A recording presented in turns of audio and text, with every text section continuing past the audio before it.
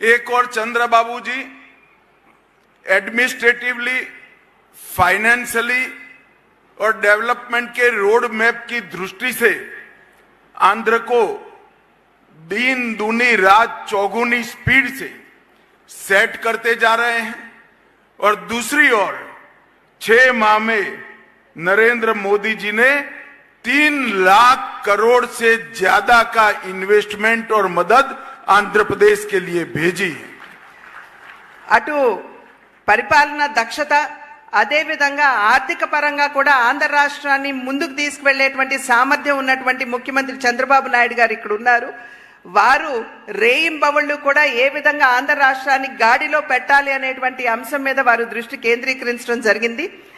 రెండో వైపును చూసినట్లయితే దేశ ప్రధాని అయినటువంటి నరేంద్ర మోడీ గారు ఈ 6 నెలల కాలంలోనే అధికారంలోకి వచ్చి 6 నెలలే అయింది.